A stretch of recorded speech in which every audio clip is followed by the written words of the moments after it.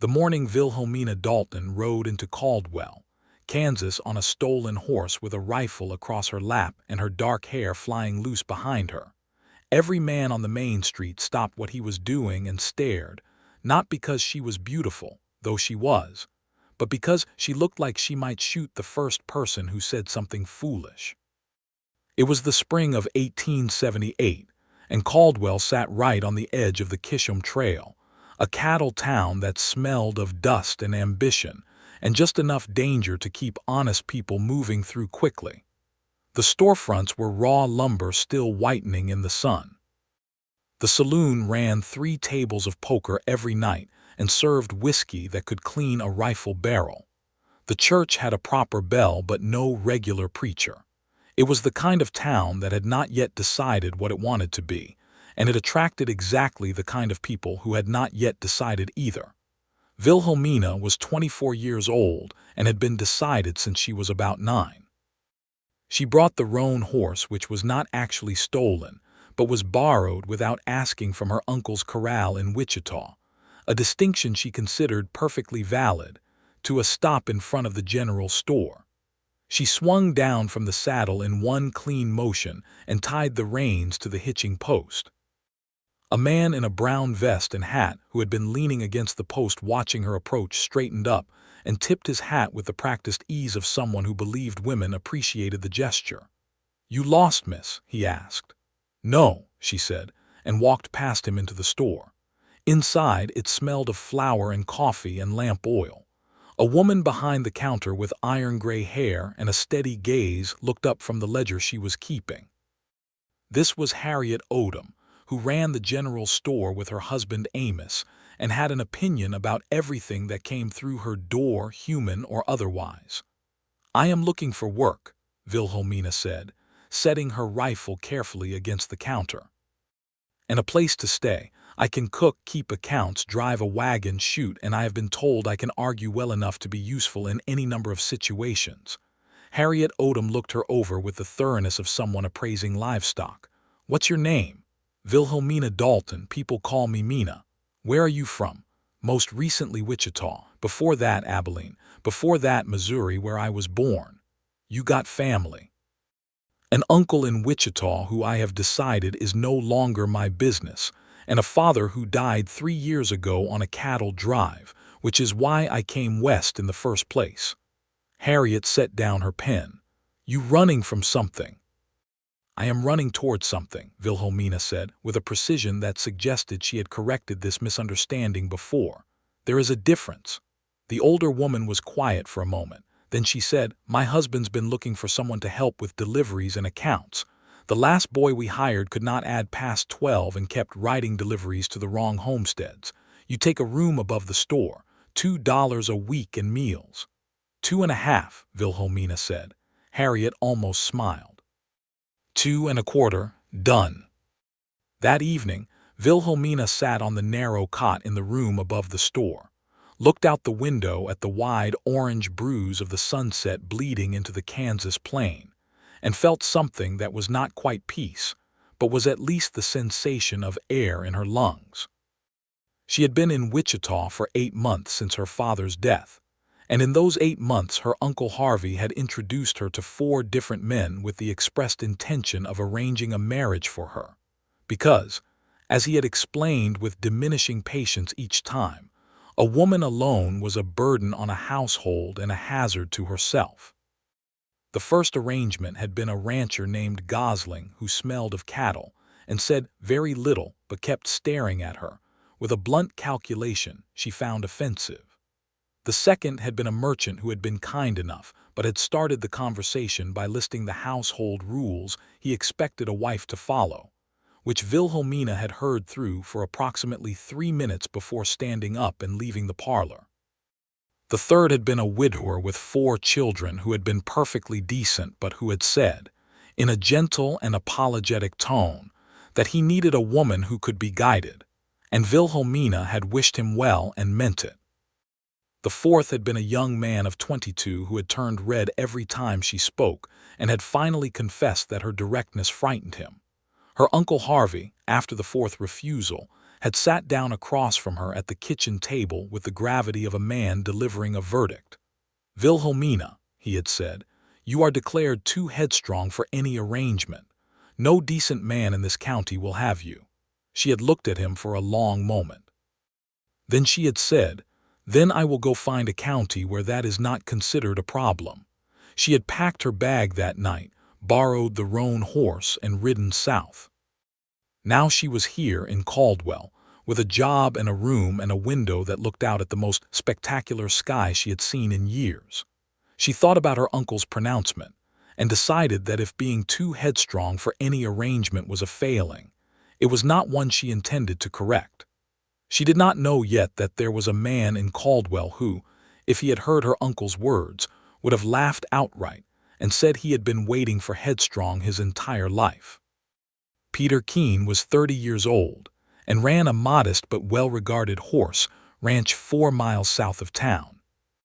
He was tall in the particular way of men who had done physical labor since boyhood, broad through the shoulder with hands that were permanently roughened, and a face that the Kansas sun had bronzed and creased at the corners of the eyes. He had been born in Ohio to a farmer father and a schoolteacher mother, had come west at 18 with a borrowed saddle and a head full of ideas, and had spent 12 years earning the land and the horses and the reputation that he now had. He was, by any standard the town of Caldwell applied, a fine prospect. He was honest, solvent, competent, and pleasant in company. He was also, as the women of Caldwell's small social circle had noted with the resigned disappointment of people watching a perfectly good apple go unbought at market, stubbornly uninterested in the arrangements that were regularly proposed for him. It was not that he had anything against marriage. He had watched his parents love each other with a steadiness that he had quietly held as the model of what he wanted. It was that every woman who had been presented to him, gently or directly, seemed to have been selected on the basis that she would be agreeable and accommodating and would not cause him trouble. And every time Peter tried to have a real conversation with such a woman, he felt the particular loneliness of talking to someone who was telling him what she thought he wanted to hear rather than what she actually thought. He had said this once to his friend and neighboring rancher, a wide, good-natured man named Eli Cartwright, who had a wife he adored and 3 boys who were already terrifying horses at ages 5, 7, and 9. "You want a woman who will argue with you," Eli had said, with the delight of someone who had just solved a puzzle. "I want a woman who has something to argue about," Peter had said. "I want a woman who is actually there, who thinks, who has opinions she will not swallow just to keep the peace." Eli had considered this and then said, "Those women exist, Peter. They are just usually declared too difficult and married off to someone who does not appreciate them, or they are left on their own because men are cowards." Peter had said nothing to that, but it had stayed with him. The morning after Wilhelmina arrived in Caldwell, Peter rode into town to pick up a supply order from Odom's general store. He tied his black horse, a big steady animal named Solomon, at the rail and went inside, and Harriet Odom appeared from the back with his order mostly assembled and said, without preamble, "I've got a new girl helping with deliveries and accounts. Name's Mina Dalton. She's checking the back stock right now." Peter nodded and began looking at the items on the counter. He was reviewing the tally sheet when a voice came from the doorway to the back room, clear and crisp, and with the particular quality of someone who was not uncertain about what they were saying. "Mrs. Odom, your flour tally is off by 12 pounds. Either the Miller delivery was short or someone miscounted in receiving. I'd like to send a note to the mill before you pay the invoice." Harriet turned. "That's a good catch. Write the note." The woman came through the doorway with a ledger in one hand and a pencil tucked behind her ear. She was dark-haired and sharp-featured, with eyes that were a color somewhere between brown and gold, and she was wearing a practical blue calico dress and boots that had seen considerable trail. She noticed Peter with the quick, assessing glance of someone accustomed to clocking her surroundings, gave him a brief nod of acknowledgement, and went to the counter to write the note she had mentioned. Peter watched her for a moment, Then he said, "You were checking the flour weight against the delivery receipt." She looked up from the ledger. "Against the delivery receipt and the mill's own shipping log, which Mrs. Odom keeps filed. The weights do not match. It happens sometimes when the mill has a careless day or when there's a long haul in heat." She paused with the mild patience of someone who is willing to explain further if needed but does not intend to soften the information. "You waiting for your order?" "Yes, ma'am." "Name?" "Peter Keene." She consulted a separate sheet. 50 pounds of feed grain, 10 pounds of salt, 2 spools of wire fencing, and a bottle of liniment. "I'll get the grain and salt from the back. The wire and liniment are here." She set the ledger down, went to the back without waiting for a response, and returned in a few minutes with a handcart carrying the heavy bags. Peter, who had grown up carrying heavy things and did not stand around watching women carry them without offering, said, "Let me help you with that." "I have it," she said pleasantly, which was the tone of someone who was not being stubborn for its own sake but who had simply carried heavy things before and saw no reason to change the arrangement. He stepped back. She brought the cart to the counter and began recording the items in the ledger. "You're new in town," he said. "Since yesterday." "Where are you from?" "Wichita before here." She tallied the last item and turned the ledger to show him the total. "That's the amount." He paid it. Then, because he was a man who was interested in conversations that went somewhere real, he said, "You found the discrepancy in the flour tally on your first full day."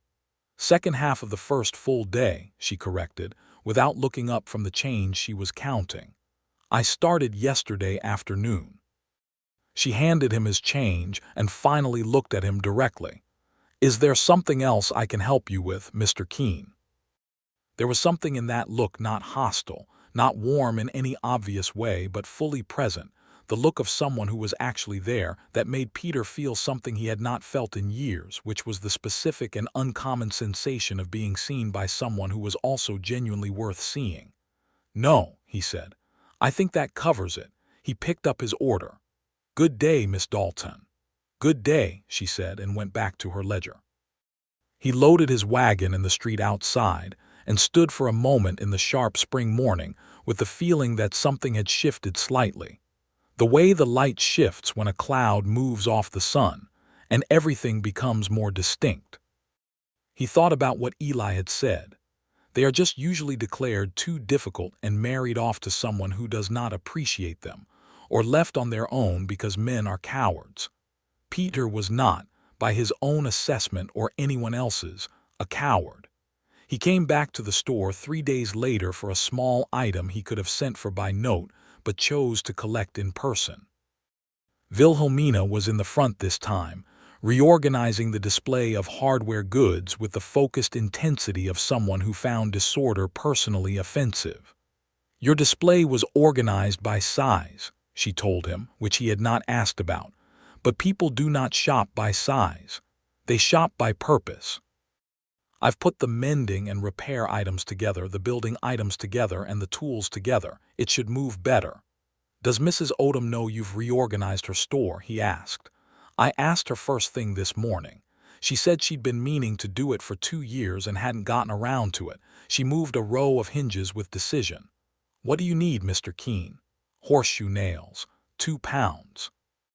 She went to the correct section without hesitation, which had previously been entirely on the other side of the store and now made, Peter had to admit, considerably more sense.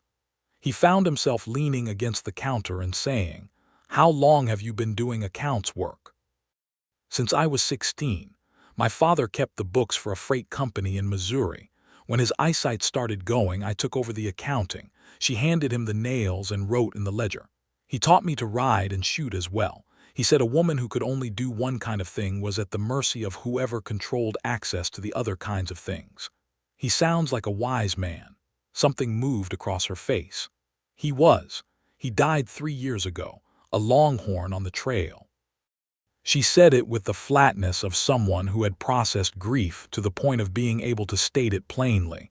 But the flatness was not indifference. It was a kind of controlled tenderness. "I'm sorry," Peter said, and he meant it simply. "Thank you," she said, and she accepted it simply. They looked at each other for a moment in the wide, dusty light of the store. Then she said with a slight change of tone that was not quite humor but was close to it, "You've been here twice in 3 days, Mr. Keene. I don't believe the second trip was necessary." He looked at her. Then he said without apology, "No, it wasn't." She held his gaze for a moment, and he thought he saw something flicker in those gold-brown eyes, something that was not displeasure. Then she looked down at the ledger. 2 pounds of horseshoe nails, she said. That's the amount. He paid and left. But he was smiling by the time he reached the street. The social life of Caldwell revolved around a small number of institutions, and the most important was the twice-monthly gathering at the Cartwright homestead, which had begun as a practical exchange of news and supplies among nearby homesteaders, and had evolved into something that resembled a genuine community event, with food and music, and the kind of conversation that small frontier communities depended on to maintain their humanity. Harriet Odom brought Wilhelmina to the gathering 6 days after she arrived in town. It was a warm evening in May, the sky immense and darkening from copper to purple, the Cartwright yard lit by lanterns strung between posts. There were perhaps 30 people present, families from the surrounding area, a few single men from the cattle operations, the doctor, the schoolteacher, and assorted others. Wilhelmina, who had spent most of her recent life either working or navigating the specific friction of her uncle's household, stood at the edge of the gathering for a few minutes just taking it in. The sound of children running, the smell of roasting meat and someone's good coffee, a fiddle starting up in the corner.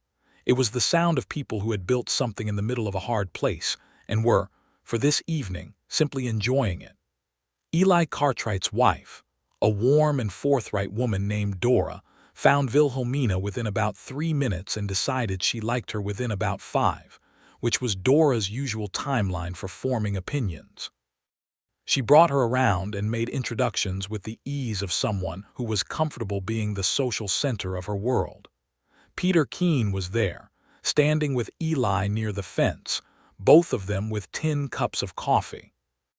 He saw Wilhelmina arrive and watched Dora Cartwright take her under her wing with the amusement of a man who knew exactly what Dora was doing.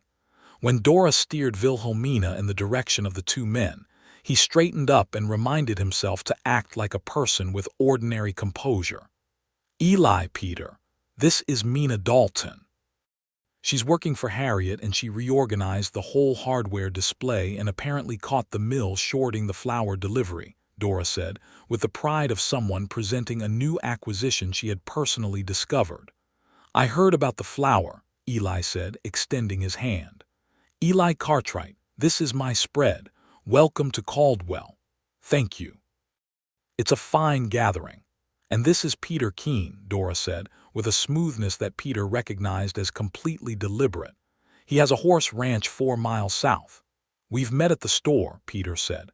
"We have," Wilhelmina agreed, with a sideways glance at him that suggested she had noted Dora's tone and found it mildly entertaining. The fiddle started up properly, and some of the younger people began to clear a space for dancing. Eli immediately swept Dora onto it, leaving Peter and Wilhelmina standing together with the particular conspicuousness of 2 people who have been obviously arranged. "Did she plan that?" Wilhelmina asked. "Dora plans everything," Peter said. "She just does it quickly enough that it looks natural." Wilhelmina laughed. It was a real laugh, sudden and unguarded, and it changed her face from composed and watchful to something completely different, something bright. Peter thought, in the slightly stunned way of someone who has just seen something they were not prepared for, that it was one of the most genuinely lovely things he had seen in a long time. "Do you dance, Mr. Keene?" she asked.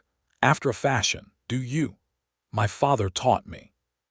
He said a woman should know how to dance just as she should know how to shoot, because both require timing and neither kills you." Peter extended his hand. "Would you like to dance after a fashion, Miss Dalton?" She looked at his hand, and then at him and said, "I believe I would." They danced to 2 songs, and it was immediately apparent that both of them were better than their modest assessments had suggested. She was light on her feet and followed shifts in the music with instinctive ease. He moved with the steady, capable grace of a man who was comfortable in his body. Between the first and second song, when the fiddle paused to let the player shake out his hand, they stood close enough together that he could see the lantern light catching in her eyes. "You've been in Caldwell less than 2 weeks," he said. 10 days. "You've already reorganized the store, caught a supplier discrepancy, and completely reassigned the delivery routes." She tilted her head. "How do you know about the delivery routes?" "Amos Odom told me. He was at the barber this morning talking about it. He said it was the most sensible thing to happen to that store in years." She considered this. "The old routes ran in an inefficient pattern. I drew a new map by distance and road condition. It saves half a day's riding per week." "You drew a map?" "I like maps. I find them reassuring." The fiddle started again. He held out his hand again, and she took it again, and this time something between them was slightly warmer than it had been before. They talked for most of the rest of the evening, not in the way that social gatherings sometimes produce the performing of conversation, the saying of acceptable things, but in the way that happened when two people discovered to their mutual surprise that they were genuinely interested in what the other one said. They talked about maps and about the mathematics of good supply chains and about horses, which was a subject Peter knew with depth and Wilhelmina knew with respect, having grown up around her father's affection for them. They talked about the landscape, about what Kansas looked like from a horse at full gallop, and why the prairie had a particular quality of silence that was different from any other silence. They talked about books, and discovered they had both read the same edition of Robinson Crusoe, with strong and differing opinions about the ending. Around 10 o'clock, when the gathering was beginning to wind down, Wilhelmina said she needed to ride back to town with Harriet. Peter walked her to where the older woman was saying her goodbyes. "I'll be at the store tomorrow," he said, with the easy honesty of a man who had stopped pretending he had operational reasons. She looked at him and said with the same honesty, "I'll be there." He watched the Odom wagon roll out into the dark prairie night, the lantern on the back swinging with the ruts in the road, and felt something he had not felt in so long that it took him a moment to name it. He was looking forward to tomorrow. He came to the store the next morning, and the morning after that. Within a week, it had the easy inevitability of a habit, and the people of Caldwell, a town that had nothing better to do with its attention than observe what was happening around it, began to take notice. Margaret Tuttle, who ran the dress shop 2 doors from the general store, told her neighbor that Peter Keene came by Odom's every day now. The neighbor told her husband, who told Eli Cartwright, who told his wife Dora with a satisfaction that was almost proprietary, as though she had personally constructed the thing.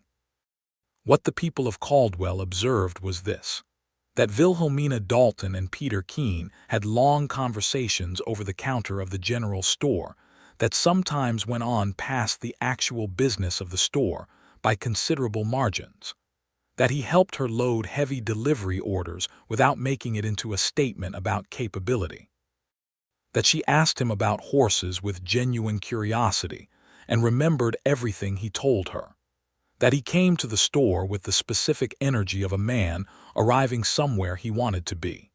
What they could not observe, because it happened in the interior lives of both people, was the way each of them was privately coming to understand that something uncommon was happening. For Wilhelmina, who had grown up being called too direct and too certain and too headstrong, who had watched her uncle's increasingly frustrated expressions as she failed one arranged meeting after another, who had spent years with the dull ache of knowing she did not fit the shape that the world around her wanted her to fit for her, the particular quality of Peter Keene's attention was extraordinary. He did not look at her with the faint alarm of a man encountering someone more definite than he expected. He did not qualify her opinions with gentle corrections. When she said something with conviction, he engaged with the conviction itself rather than softening it. He argued back when he disagreed. which she found so refreshing that the first time it happened she had gone upstairs to her small room above the store and sat on the cot with a feeling in her chest that she could not immediately identify as the beginning of something enormous. For Peter, the experience was equally specific. He had spent years in the company of women who said yes, or said what they thought he wanted to hear, or smoothed every edge from their opinions before offering them, and it had produced in him a loneliness that he had not been able to fully explain even to himself. With Wilhelmina, there were no smoothed edges. She said what she meant with a clarity that was not unkindness, but was simply the habit of a person who had decided that honesty was more respectful than performance. And underneath the directness was something warm and careful and genuine, something she did not display immediately, but that appeared slowly, like an image coming clear in a developing photograph. He noticed the way she softened when she talked about her father, the way she stopped whatever she was doing and genuinely listened when someone was troubled. The way she had, within her first 2 weeks in Caldwell, quietly arranged for old Ben Marsh, who lived alone on a small claim east of town and could no longer ride in regularly, to receive a delivery from the store on Thursdays that included bread from the bakery as though it were a standard order, though everyone who looked at the ledger could see she had absorbed the cost herself. He mentioned this to her on a morning in late May when the cottonwood trees along the creek were fully leafed and the air had taken on the thick green warmth of approaching summer. "Ben Marsh gets Thursday deliveries now," he said. "Harriet told me the route changed." Wilhelmina was writing in the ledger and did not look up. "The route is more efficient. Harriet also told me the bread is not billed to Ben Marsh." A brief pause. "The route is more efficient and Ben Marsh is 81 years old and lives alone." Peter looked at her for a moment. Then he said quietly, "You are a good person, Mina Dalton." She did look up then. Something in his tone had been different from compliments, which she was generally impatient with, different enough that it landed differently. She looked at him with those gold-brown eyes and held his gaze for a count of 3 before she said, "My father taught me that there were very few things a person could do in a day that cost nothing and mattered genuinely. Bread for an old man is one of them. What are the other ones?" she thought. "Telling the truth, paying attention, not wasting the morning." He smiled. It was a real smile, the kind that reached his eyes and stayed there. And Wilhelmina, who had been trying for several weeks to maintain a reasonable amount of composure around Peter Keene, felt composure become considerably harder. That afternoon, after the store closed, she walked to the edge of town where the land opened up into the long flat sweep of the prairie, and she stood there in the evening light with the wind in her face and thought very carefully about what was happening to her. She was 24 years old and had made her own decisions for long enough that the idea of binding her life to someone else's seemed at various times either desirable or terrifying, depending on the day. She had watched her uncle's marriage, which was a kind of permanent diplomatic negotiation, conducted with barely concealed exhaustion by both parties. She had watched neighbors' marriages that were simply practical arrangements for survival. She had also watched her parents, before her mother died of fever when Wilhelmina was 12, love each other with a naturalness and depth that had seemed to her as a child simply the way things were, and that she had understood only later was rare and worth holding as a standard. What she felt when she was around Peter Keene was something she had not felt before in her experience of men, which was the sensation of being completely herself, not the version of herself that was negotiated for social comfort, not the smaller version that she sometimes wore like a coat in rooms where her actual self caused friction. Herself, as she was, direct and certain and occasionally stubborn, and also, beneath all of that, considerably more tender than she showed. She stood there until the light went to gold and then to red, and then she turned and walked back to the store, and made a decision to stop pretending she did not know what was happening. The decision showed itself in small ways at first. She asked him about the horses with less professional interest and more personal curiosity. She told him things about herself that she did not generally tell, including the story about the third arranged meeting in Wichita, the one with the widower who had wanted a woman who could be guided, told with a light irony that invited him to see the absurdity without requiring him to condemn anyone. He listened with the full attention she had come to expect from him and then said, "He wasn't wrong to want someone compatible. He was just wrong about what compatibility means." "What does it mean?" she asked. He thought about it properly, which was something she appreciated about him, the willingness to think rather than answer immediately. "I think it means two people who can actually talk to each other, who can be honest about things and still be kind, who make each other better at being themselves rather than smaller." She was quiet for a moment. "That is a well-considered answer." "I've had time to think about it," he said. "I've been waiting for someone to ask." There was a warmth in his voice that was different from their usual register, and she felt it settle somewhere in her chest like sunlight coming through glass. 3 days later, he asked her to come and look at a horse. It was not a fabricated reason. He genuinely had a mare who had thrown a shoe and was showing an odd gait that he wanted a second opinion on, but they both understood that a second opinion on a horse was not actually why he had asked. She came on a Sunday afternoon when the store was closed, riding the roan she had kept in Odom's stable since her arrival. The Keene ranch was a modest, well-kept operation, a solid house of good lumber with a wide porch that faced south and west.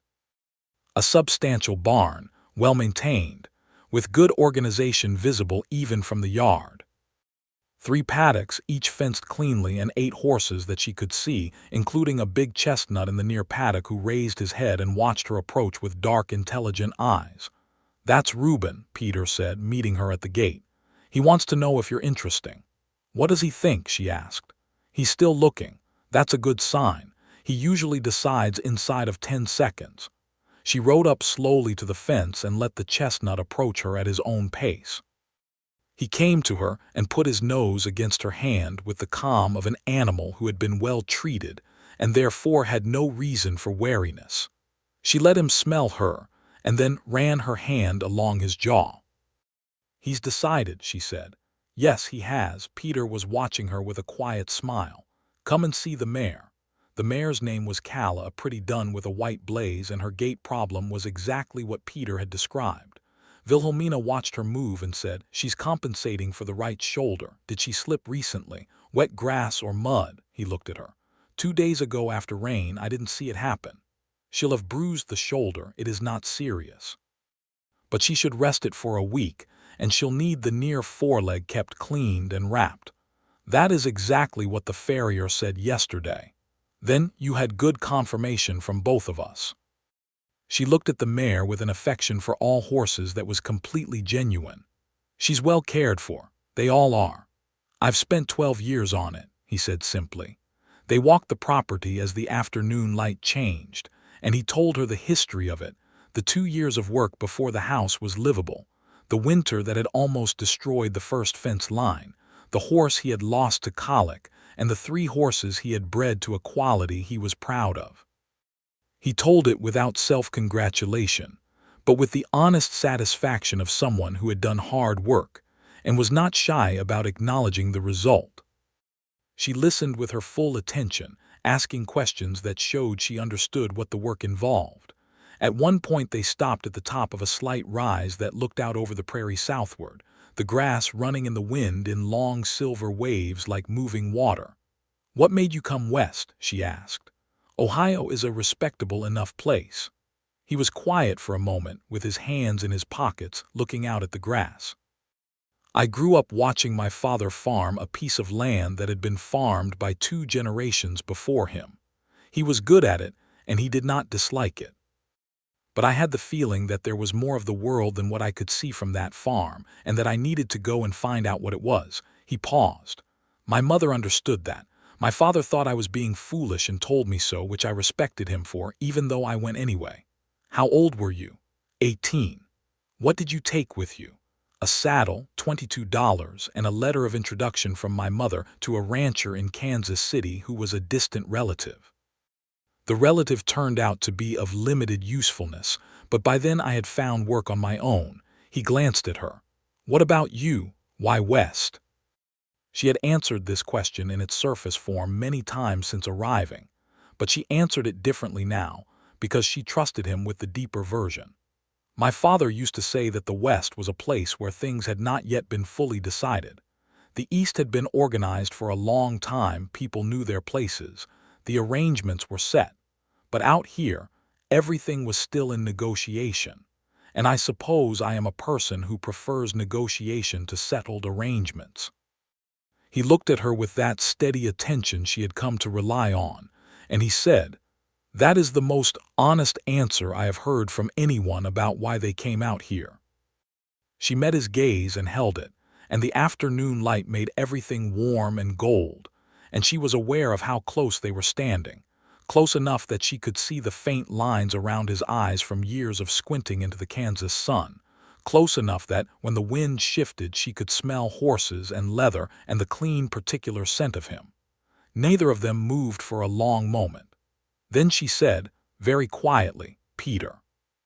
It was the first time she had used his first name without the formality of his surname, and both of them noticed it. He said, just as quietly, "Mina." He reached out and took her hand, which was small and work-roughened like his own, and held it carefully, the way you hold something that matters. She let him, and felt the warmth of it go through her with the force of something she had apparently been waiting for without knowing it. They stood there in the wind for a long time without saying anything else, because there was nothing else that needed to be said right then, and both of them understood that. He drove her back to town as the sun was going down, and when they reached the store she climbed down from the buckboard and he held her hand one more time, standing in the street with the last of the evening light, and looked at her with a directness that was as frank as her own. "I would like to come calling properly," he said, "if you are willing." She looked at him for a moment, and there was not a trace of coyness or performance in her answer. "I am willing," she said. "Though you should know that I am very bad at the kind of calling where everyone pretends not to know why they're there." "So am I," he said. "We'll do it honestly." "Good," she said. "That is the only way I know how." She went inside, and he drove back south through the purple evening, and the feeling that sat in his chest all the way home was the specific warmth of someone who has found what they have been looking for, which is always slightly surprising no matter how long you have been looking. The calling that followed was honest, as promised. He came to the store in the evenings, 3 times a week, and they sat on the porch steps or walked the edge of town when the light permitted it. They talked about everything and nothing. The long kind of conversations that build a knowledge of another person that is deeper than biography, the particular archaeology of understanding how someone's mind works, what they find funny, what they find upsetting, what they care about that they do not generally advertise. He told her about his mother, who had died 2 years ago in Ohio, and about the letter he had gotten from his father saying that she had gone quietly in her sleep and had left a note asking Peter to plant apple trees because she thought Kansas needed them. He had done it. There were 2 apple trees at the south end of the property that had no practical purpose and were not thriving particularly well in the Kansas climate, but were there. "Show me," she said immediately. He took her on a weekday when Harriet gave her the afternoon. The trees were small and a little wind-battered but definitively alive, growing in a sheltered angle of the fence where they got sun, but some protection from the worst of the western gusts. She stood looking at them for a moment, then she touched one of the branches gently with the tips of her fingers. "I think she would have liked this place," she said. "She would have," he agreed. She liked big skies. She used to say that Ohio was a beautiful state, but the sky was too close to the ground. Wilhelmina laughed, and he watched her laugh with the feeling he had every time, that it was something he wanted to keep happening in his life for as long as possible. It was Dora Cartwright who, with the directness of a woman who loved both of them and had seen clearly where this was going since the first evening, said to Wilhelmina over coffee one afternoon, "He is going to ask you. You know that." Wilhelmina, who was helping Dora put up preserves in the Cartwright kitchen, while the boys thundered through the yard outside, considered her jar of strawberry preserves with great attention. I know, she said, and you're going to say yes. Very possibly. Mina. Dora set her jar down and looked at her. I have known Peter Keene for 4 years. I have watched that man sit in this very kitchen and tell my husband that he did not believe he would ever find the right person, because the right person for him would have to be a specific kind of person that he had started to suspect did not exist. And then you rode into town on a borrowed horse and rearranged the hardware display, and he came here 3 days later and told Eli he had met someone who said what she thought and he could not stop thinking about it. Wilhelmina looked at her. He said that. In more words, because Peter uses more words than necessary. But that was the substance. Dora picked up her jar again. My point is, that man has been waiting for you, not for someone like you, for you specifically. Wilhelmina was quiet for a moment, looking out the kitchen window at the wide Kansas sky above the Cartwright yard. Then she said, with a softness that she did not often let out into the open, my uncle told me I was too headstrong for any arrangement. That no decent man would want to deal with me. Dora made a sound of deep dismissal. What a foolish man. He was not entirely wrong that I am headstrong. No, he was wrong about whether that was a problem. Those are different mistakes. Dora pointed her spoon with emphasis. Peter Keene does not want someone to manage or to guide. He wants someone real, and you are the realest person I have met in years. Wilhelmina smiled, a slow smile that was a little shy and completely genuine. Then I suppose we are well suited. Terribly well suited, Dora agreed. Now help me get these lids on straight. He asked her on a Thursday evening in June, 3 months after she had ridden into Caldwell. They were walking the creek south of town, a cottonwood-lined stretch where the water ran clear over limestone, and the evening light came through the leaves in pieces. He had been quieter than usual for the last half hour, which she had noticed and had attributed correctly to the preparation of something that mattered. He stopped walking. She stopped beside him. Mina, he said, and then stopped. She waited. He turned to face her, and there was nothing polished or rehearsed about what he said, which was exactly right for both of them. I have wanted to say this properly, and I've been trying to find the proper way for about 3 weeks, and I have concluded that there is no proper way. There is only the honest way. He took a breath. I have been alone for a long time by choice, because what I wanted was specific enough that I had mostly stopped expecting to find it. And then you came here, and in 3 months you have become the most important person in my life, and I cannot now imagine the way I want to live my life without you in it. He looked at her with the steady, frank gaze that she had known from the beginning, and that still made her heart do something unruly. I am asking you to marry me. Not because it is arranged, not because it is practical, not because it is what is supposed to happen. Because I want to spend my life with you specifically. Because you are the person I have been looking for. She had known this was coming. She had known, if she was honest, since that afternoon on the rise above the prairie with the grass running silver in the wind.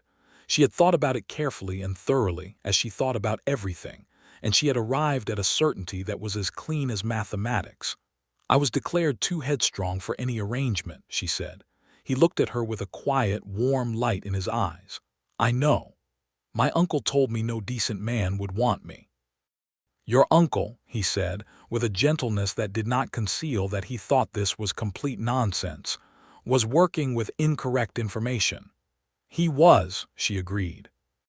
She reached out and took his hand the way he had taken hers that afternoon at the ranch, carefully, with the full weight of what it meant. I have been headstrong since I was 9 years old, Peter.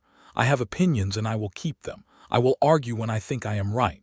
I will reorganize things that need reorganizing. I will probably check your accounts. Good, he said, because I suspect they could use it. She laughed, and the sound of it went up into the cottonwoods and scattered the last of the birds. Yes, she said, I will marry you. He took her face in both his hands with an extraordinary gentleness and kissed her. And she kissed him back without any of the careful management she applied to most things. And the creek ran on around them, and the cottonwood leaves turned silver in the last of the evening light. The wedding was held in July, on a day that was warm and windy in the way that Kansas summer days were warm and windy, with a hugeness to the sky, and a quality of light that made everything look slightly more significant than usual.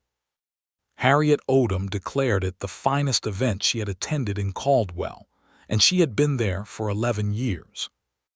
Dora Cartwright cried at 3 separate points during the ceremony and was entirely unapologetic about it.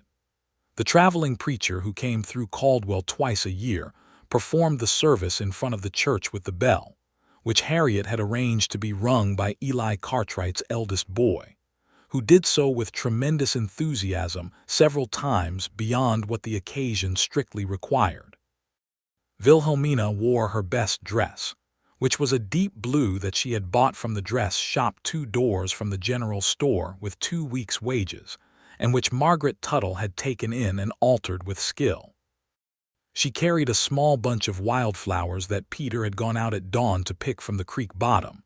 When he saw her walking toward him across the churchyard, he had the expression of a man who had gotten something genuinely important right, and the expression was so open and honest that she stopped walking for a moment just to look at it. "Hello," she said when she reached him. "Hello," he said. "You look extraordinary." "You look very fine yourself," she said, because he did, in a dark jacket and clean shirt that Dora Cartwright had pressed herself that morning. The preacher said the words, and they said theirs, and Peter placed a plain gold ring on her finger that had been his mother's, and that he had carried from Ohio 12 years ago in the bottom of his saddlebag, not knowing exactly why he had brought it, only that it had seemed important. Wilhelmina looked at it on her finger and thought of apple trees in Kansas and a woman who had understood about big skies and was glad. After the ceremony, there was a gathering that made the Cartwright evenings look modest, with food and music and dancing that went until the stars were fully out. Peter danced with her 3 times and with no one else, and she danced with Eli Cartwright once and with old Ben Marsh once, who moved carefully but with great dignity and told her she had brought a good deal of sense to the town. As the party wound down and people drifted home through the warm night, Peter and Wilhelmina sat on the Cartwright porch steps in the dark with the last of the music fading behind them, and he put his arm around her and she leaned against him, and the feeling between them was something that had no drama in it, which was the highest possible kind. "Mrs. Keene," he said, quietly, trying out the sound of it. "Mr. Keene," she said. "How does that feel?" she considered. "Correct," she said. "It feels correct." He pressed his lips to her hair. "Yes," he said, "it does." They moved her things to the ranch the next day. She had few enough that it took 1 wagon trip, and as she carried boxes into the house she looked at the rooms with the same considering eye she had turned on the hardware display in the general store, assessing what was where and why and what could be better. He watched her do it with the relaxed amusement of a man who had no illusions about what he had invited into his household. "The kitchen shelf arrangement is going to change," she told him, with the matter-of-fact tone of a statement rather than a question. "I was counting on it," he said. She looked at him, surprised into a smile. "You were counting on it. The shelf arrangement has bothered me for 2 years. I've been too stubborn to reorganize it myself because I put it up and I didn't want to admit it was wrong." She shook her head at him with great fondness. "That is the most uselessly proud thing I have ever heard." "I know, fix the shelves." She fixed the shelves. She also overhauled his account books, which turned out to be comprehensible but inefficient, and identified 2 suppliers he was overpaying for feed by comparing their rates to the alternatives she knew from the store.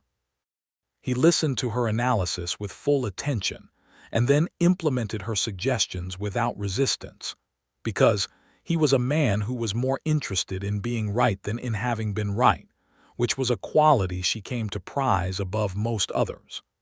They settled into the life of the ranch with the particular naturalness of 2 people who have found their complementary shapes. She kept the accounts, managed the household supply logistics with a precision that saved them real money over the course of a year, and rode out with him on the days when the horsework took both of them. She was a skilled enough rider that she was genuinely useful, not as an indulgence but as a working partner, and he trusted her judgment on the horses with the respect he extended to everything she said. He was, in turn, steady and capable in the ways that the ranch required, and he made room for her opinions and her ways of doing things with a completeness that never stopped striking her as remarkable. Not because he was without his own opinions. He had them in abundance, and they argued with the frank pleasure of two people who trusted each other enough to disagree, but because he never once seemed to wish she were different. In the fall of that year, a difficulty arrived in the form of a land dispute.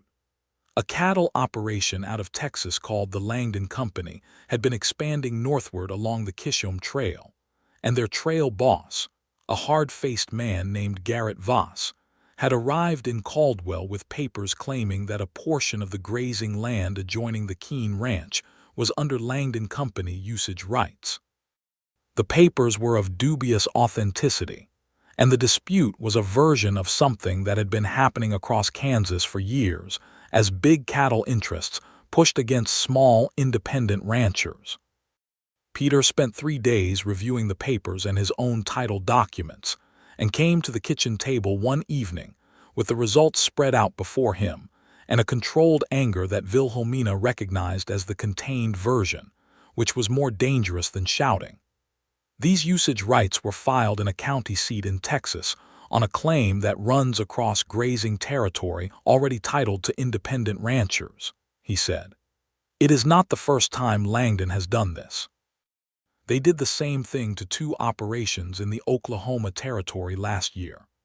Wilhelmina studied the papers for a long time without speaking.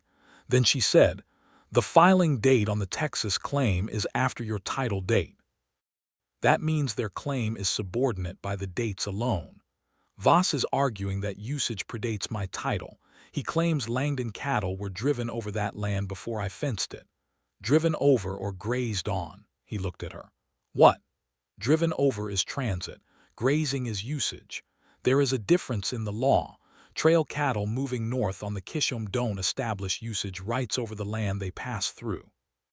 If they did, half the independent ranchers in Kansas would have lost their land to trail operators years ago."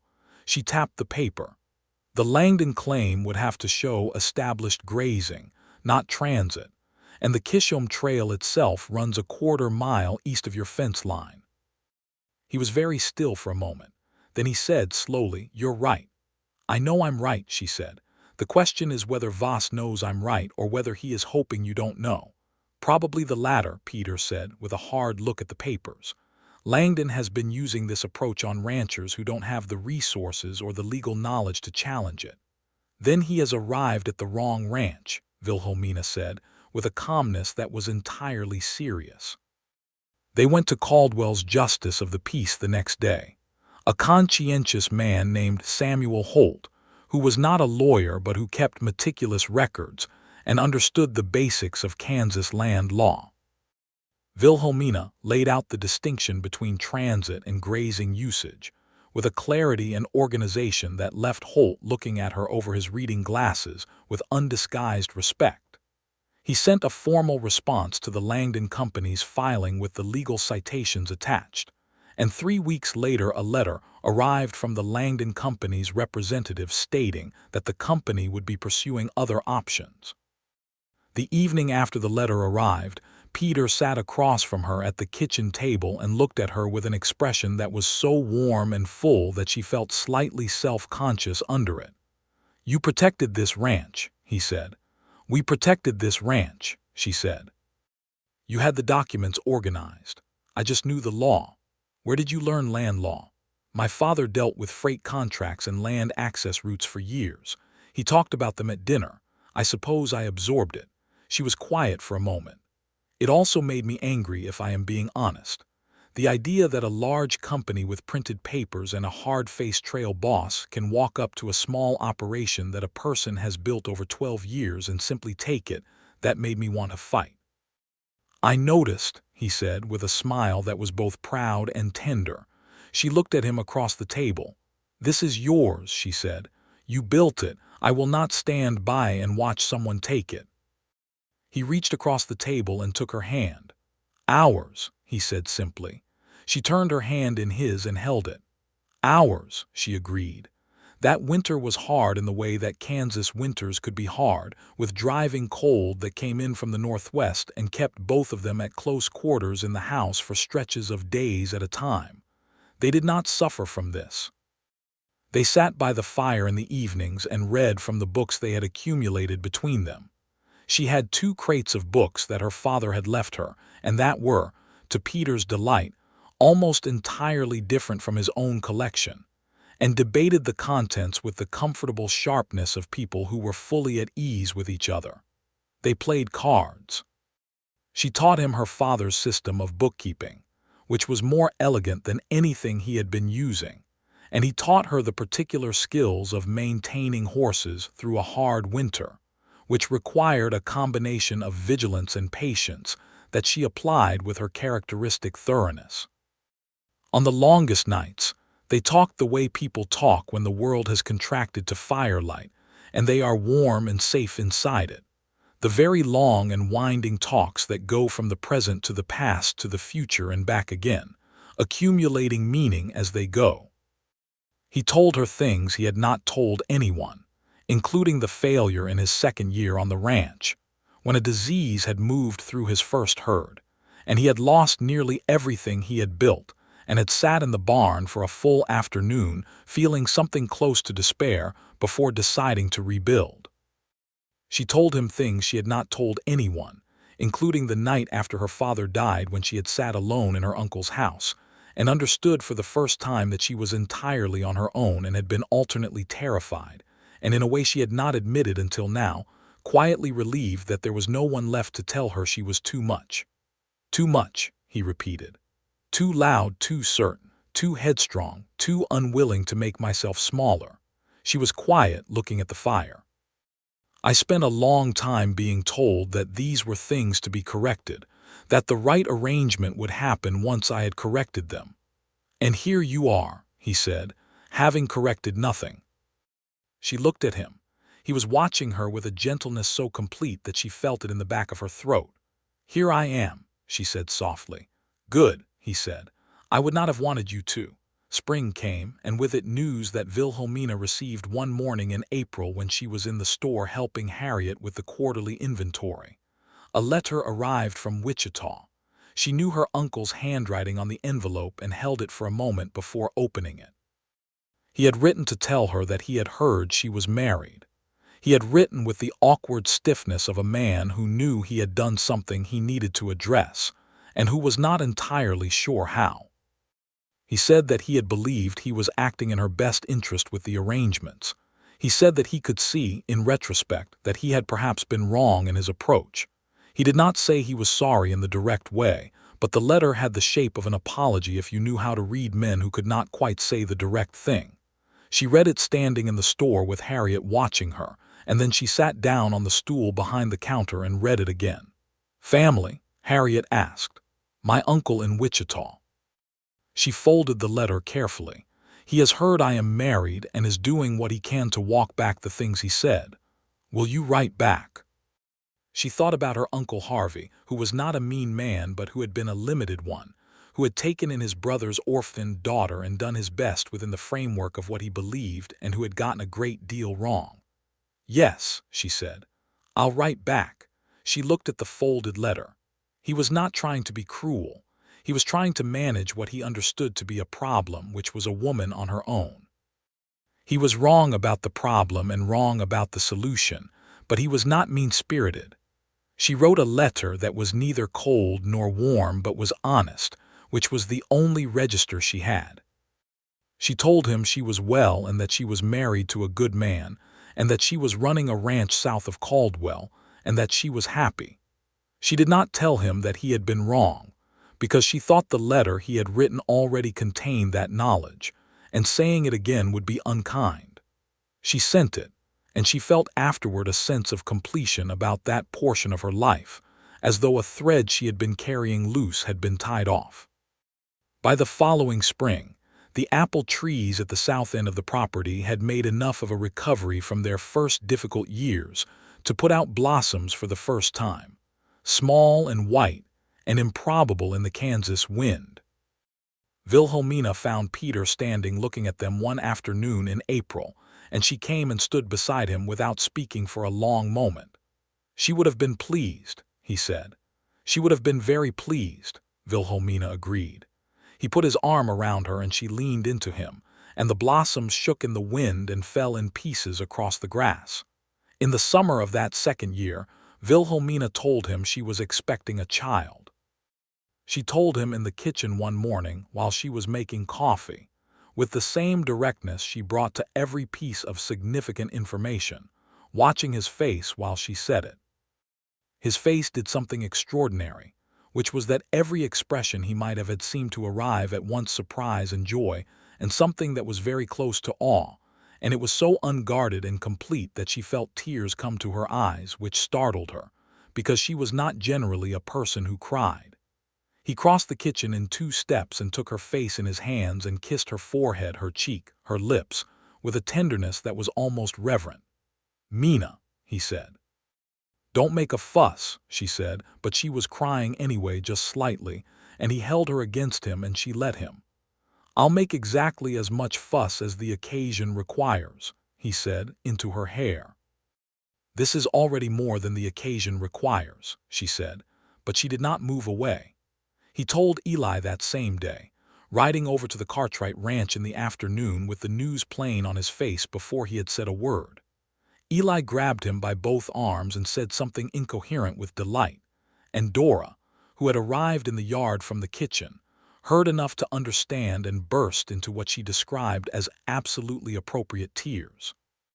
The child was born in January of the following year, 1880, on a cold, clear night with Dora Cartwright present as she had insisted, and with Peter waiting in the next room in a state of contained anguish that Eli, who had been through this 3 times and was therefore an expert, talked him through with patient kindness. The baby was a boy. He was large and healthy, and had an expression of profound affront at existing in the world that Dora said was the expression of someone who had decided things were already not arranged to their satisfaction. "He is absolutely yours," Peter said to Wilhelmina, sitting beside her with the baby in the crook of her arm. "He is absolutely ours," she said, looking down at the child with an expression that was completely new on her face, something soft and enormous. They named him Nathaniel Joseph Keene. Nathaniel for Peter's father, to whom Peter had written the news and who had written back a letter of 4 full pages in which his usual brevity had apparently been entirely overwhelmed by emotion.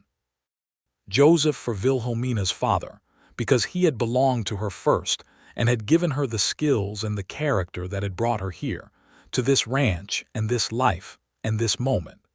In the months that followed, Caldwell changed around them in the way that frontier towns changed with speed and completeness.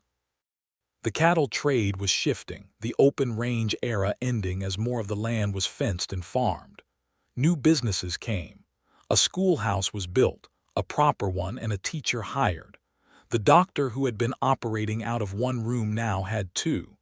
The sense of the place was settling from transitional to permanent, the town deciding, finally, what it wanted to be. Wilhelmina, who still kept the accounts for Odom's General Store 2 mornings a week, and had become known throughout the county as someone whose judgment in financial matters was as reliable as sunrise, watched this transformation with the interest of someone who cared about what happened in the place where she had chosen to build her life. She went to the town meetings that were held when issues of common interest arose: water rights, road maintenance, the management of grazing land, and she said what she thought at those meetings, which initially caused a certain amount of discomfort among the men who were not accustomed to women doing so, and which subsequently became unremarkable because she always said things that were worth hearing. Peter sat beside her at those meetings and never once suggested she soften anything, which she noted and was grateful for in the specific way that you are grateful for things that are also simply how things should be. In the 3rd year after their marriage, they took on a young hand named Ellis Rhodes, a 19-year-old who had arrived in Caldwell from Missouri with horse skills and a general air of someone who needed to land somewhere. He was quick and honest and good with the animals, and within a year he had become something close to a permanent fixture on the ranch, boarding in the room off the barn and eating supper at the house most evenings with the family. Nathaniel, at 2 years old, had decided Ellis was the most interesting person who had ever appeared in his world, and followed him around with the single-minded devotion of someone who has found a hero, which Ellis bore with the slightly bemused patience of a 19-year-old who had never been hero-worshipped before. One evening in the summer of the 3rd year, with Nathaniel asleep and Ellis gone for the evening to the Cartwright gathering, Wilhelmina and Peter sat on the porch of the house in the warm dark with the sound of the crickets enormous in the grass, and the stars so thick above the prairie that the sky looked white at the edges. "What are you thinking about?" he asked. "The accounts," she said. He waited. "And other things," she said. "What other things?" She looked out at the dark plain. "I am thinking that I am happy." She said it with the careful tone of someone making an assessment they want to be accurate. "I have been happy before, when my father was alive and I was young and things were simple, but this is a different kind of happy. It is heavier somehow, more solid, like something I can put my hand on." He was quiet for a moment. Then he said, "I know exactly what you mean." She turned to look at him. He was looking at the stars with an expression she knew well, the quiet, settled one, the one that was not performing any particular feeling but simply containing it. "I was told I was too headstrong for any arrangement," she said, with the slight wryness of someone visiting an old country they no longer live in. "My uncle said it with great certainty." Peter turned to look at her, and there was something in his eyes that was both tender and amused and deeply, permanently serious. "I have been waiting for Headstrong my entire life," he said. "I just didn't know that was what I was waiting for until you rode in on that borrowed horse." She leaned against him. "You know it was borrowed, not stolen." "I know, I've always known. I just find it more entertaining to think of it as stolen." "Borrowed without asking," she said firmly. "A famous distinction," he agreed, and she felt him laughing before she heard it, the quiet vibration in his chest. She closed her eyes and listened to the crickets, and felt the warmth of him and the weight of the good life around her. The ranch and the horses and the child sleeping inside and the friends 4 miles north and the apple trees putting out blossoms in the spring. And she felt the kind of completeness that is not the absence of things to do or things to want, but is the deep settled knowledge that you are in the right place with the right person living the right life. Nathaniel's 2nd birthday passed, and summer became fall, and fall became another hard winter which they rode out together, and winter became a spring that brought with it the news of another baby, announced in the same kitchen over the same morning coffee, with the same directness that characterized everything Wilhelmina said. This time Peter had slightly better composure and managed it in fewer steps, though his face still did everything at once, and she still ended up in his arms with something in her eyes that she still insisted was dust. This baby was a girl, born in December of 1882, and named Clara Margaret Clara for no specific person, but because it was the name that had presented itself when they looked at her, and Margaret for Margaret Tuttle of the dress shop, who had been one of Wilhelmina's first friends in Caldwell, and who received the news of her namesake with a cry of complete delight that the whole street heard. Clara was different from her brother from the first weeks, not loud and outraged but observant, with enormous dark eyes like her mother's that moved around the room with the interested attention of someone who was collecting information. She would lie in her cradle and watch the light move on the ceiling with an expression of profound scientific interest. "She is already thinking about reorganizing something," Peter told Wilhelmina. "Good," Wilhelmina said serenely. "She learned it in useful company." Ellis Rhodes, by the time Clara was born, had been with the Keene ranch for 2 years and was beginning to take on more of the operations management with a competence that Peter noted and rewarded.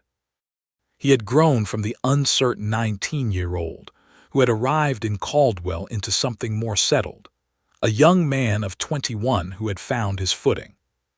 He ate dinner at the house 3 nights a week and had become, without anyone formally arranging it, part of what the Keene Ranch was. In the spring of 1883, Nathaniel was 3 years old and Clara was a few months past her first birthday, and the Keene Ranch had grown from 8 horses to 17, with a reputation in the county for quality breeding that brought buyers from as far as Dodge City. Peter rode out to look at a potential purchase 3 counties east and was gone for 4 days. And in those 4 days, Wilhelmina ran the operation, the horses, the accounts, the deliveries, the decisions with such complete competence that when Peter returned, Ellis told him the only visible difference had been that things were slightly more organized. Peter came home to find Wilhelmina in the barn, checking the leg of the chestnut Reuben who had knocked himself against a post, and he stood in the barn doorway for a moment looking at her in the dusty golden light with both children visible through the barn door playing in the yard, and felt something that was so large and specific and permanent that he could not have put all of it into words. He said the part he could put into words. "I missed you every day I was gone." She looked up from Reuben's leg and said simply, "Good, I missed you too." He crossed the barn and kissed her in the way of a man who has been away for 4 days and has been thinking about it, and she held on to him with her arms still smelling of horses and liniment, and felt Reuben bump his nose against Peter's shoulder with polite inquiry. "He wants to know if you brought him anything," she said. "As it happens," Peter said, reaching into his jacket pocket and producing a carrot that had survived the trip in somewhat abbreviated form, "I did." Summer that year brought a stretch of weather that was hot even by Kansas standards, the kind of dry, steady heat that sat on the plains like a hand pressing down and turned the grass in the unirrigated sections to copper and brown. The Keene Ranch had water rights to the creek, and the horses came through well, but the surrounding area showed the strain, and the homestead families who depended on crops watched their fields with the tight faces of people calculating against a margin they could not control. Peter and Eli Cartwright organized a community gathering specifically to discuss water sharing and mutual support, the kind of practical cooperation that frontier communities had always depended on, but that needed to be stated explicitly in hard times. Wilhelmina helped Dora Cartwright lay out the food for the gathering, and then sat in on the discussion itself, and said 3 things, each of them practical and specific, about the logistics of water distribution from the creek and the equitable management of shared resources, and each of those 3 things became part of the plan that was eventually agreed on. After the gathering, an older homesteader named Crane stopped her on the way to the horses and said, with the slightly surprised tone of someone who has just seen something they did not expect to find, "Mrs. Keene, that was the most sense anyone spoke tonight. I had good parents who taught me to think about practical problems," she said, "and a husband who expects me to." The dry summer became a reasonable fall and a good harvest for most of the area's families, and the community gathering had produced the beginning of a shared resource arrangement that would survive beyond the particular crisis that had occasioned it. It was the kind of thing that left a mark on a place, that changed what it was capable of. By the end of 1883, the Keene Ranch was something worth accounting for. 17 horses, 3 hands including Ellis who was now fully trusted with major operations, a house that had been extended at the back to accommodate a proper kitchen and a room for the children, and a partnership between its owners that had only deepened with the years of use. On a Sunday evening in December, with the children in bed and a fire going and the wind putting its shoulder against the house in the familiar way of a Kansas winter, Peter and Wilhelmina sat on the settee she had brought from a sale in town, her feet tucked up beside her and his arm around her, the comfortable close sitting of people who have been beside each other long enough that proximity is as natural as breathing. She was reading. He was watching the fire. "Peter," she said, without looking up from the book. "Yes. What are you thinking about?" he considered. "I'm thinking about whether Reuben's paddock post needs replacing this winter or whether it will hold to spring." And also, I'm thinking about you." She looked up from the book. "About me and about a paddock post." One came from the other. "I was thinking about the post, and then I looked at you reading, and I stopped thinking about the post." She looked at him with an expression that was both fond and slightly amused, the expression she wore when he said something that was, unexpectedly, exactly the right thing. "I was declared too headstrong for any arrangement," she said, "for no particular reason except that some memories deserved to be spoken into the places where they had been proved wrong." "I know," he said, "and here you are, the best arrangement of my life." She closed the book and leaned her head against his shoulder. Outside, the wind continued its long conversation with the prairie, and the fire crackled, and the house was warm, and Nathaniel turned in his sleep down the hall and did not wake, and Clara made a sound that was not distress but simply the sound of a small person existing contentedly, and the apple trees stood at the south end of the property in the cold and the dark and were absolutely alive. "Ours," she said quietly to the room and to the fire, and to the life they had built together in the middle of the wide Kansas plain. "Ours," he said. In the years that followed, the Keene ranch continued to grow, not dramatically but steadily, in the way of things that are built on a sound foundation by people who know what they are doing and trust each other completely. A third child came, a boy they named James, in the spring of 1885, red-haired and loud and already by the age of 8 months, apparently opposed to the entire concept of sleep, who was adored beyond reason by his brother Nathaniel and watched by his sister Clara, with an expression that somehow managed to convey both affection and skepticism simultaneously. Ellis Rhodes married a woman from Caldwell named Alice Porter in 1885 as well, a composed and practical woman who immediately understood the dynamics of the Keene ranch and fit into them with the ease of someone who had spent her life fitting into things that mattered.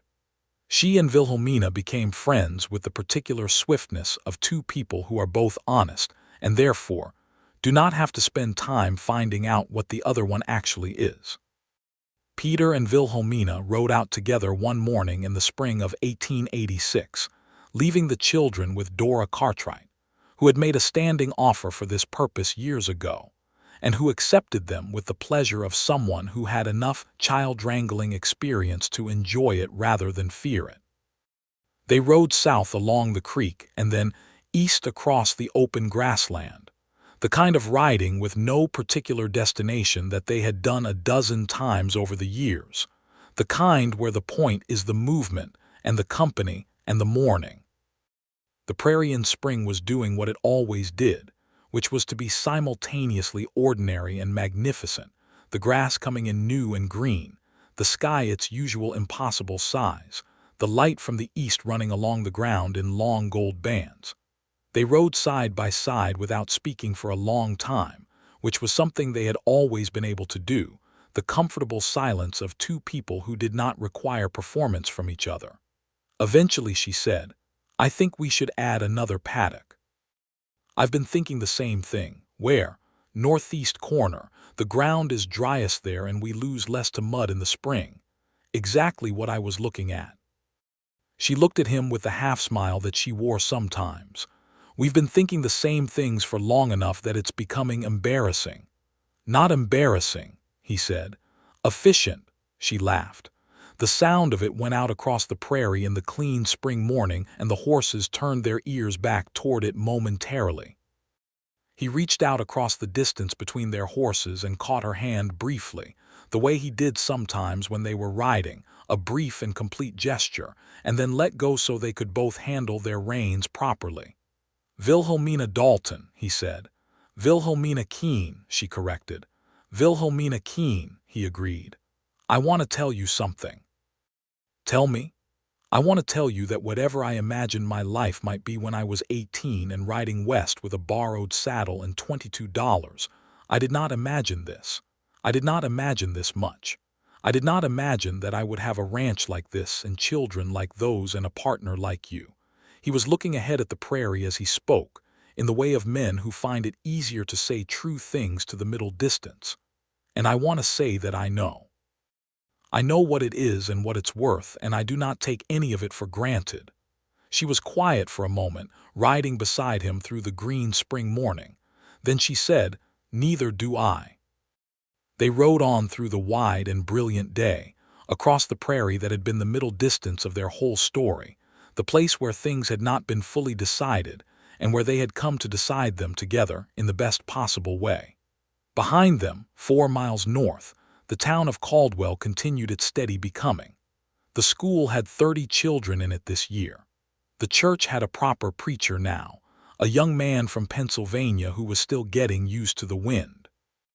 Odom's general store had a new paint job, and Harriet, now in her 60s, had let Wilhelmina take over the accounting entirely, which the books showed in clear and satisfying numbers.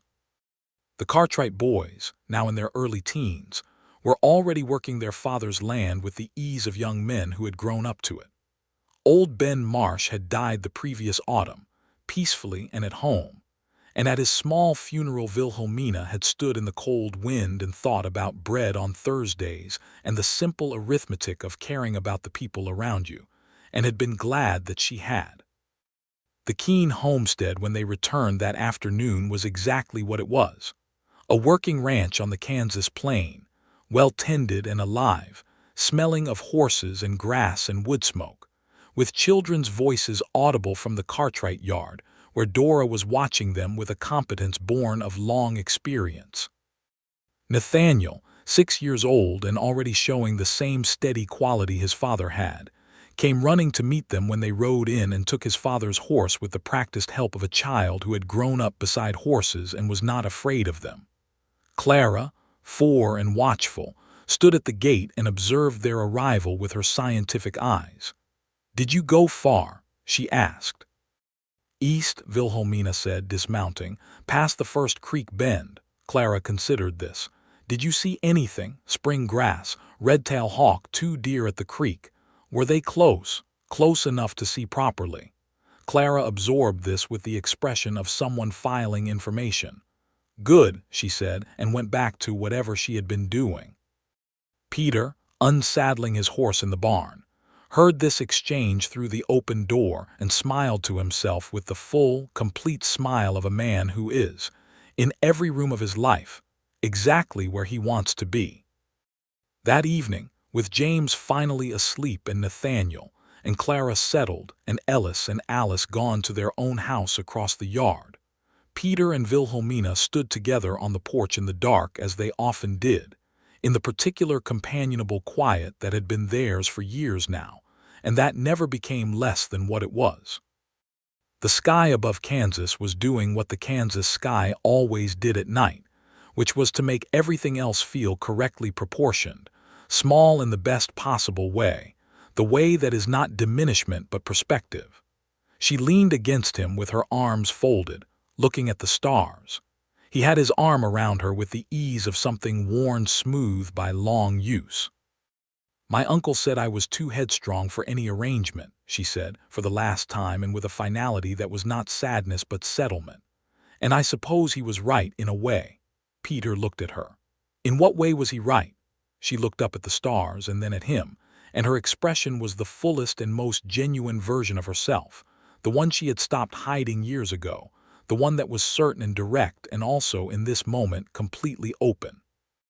"I was too headstrong for any arrangement," she said. "I was never going to fit into the arrangements that were made for me. But this," she said, gesturing at the house, the land, the dark plain, the entire life around them, "this is not an arrangement. This is a life, and Headstrong turns out to be exactly right for a life." He looked at her for a moment in the star-bright dark.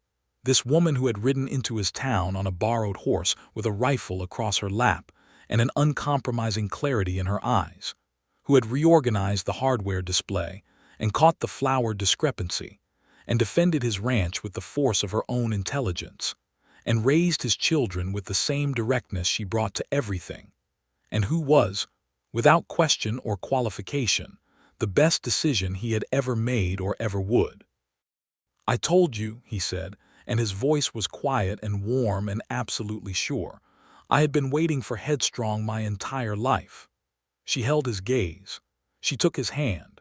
She turned back toward the stars and the wide Kansas night and the life that was entirely, completely, gloriously theirs.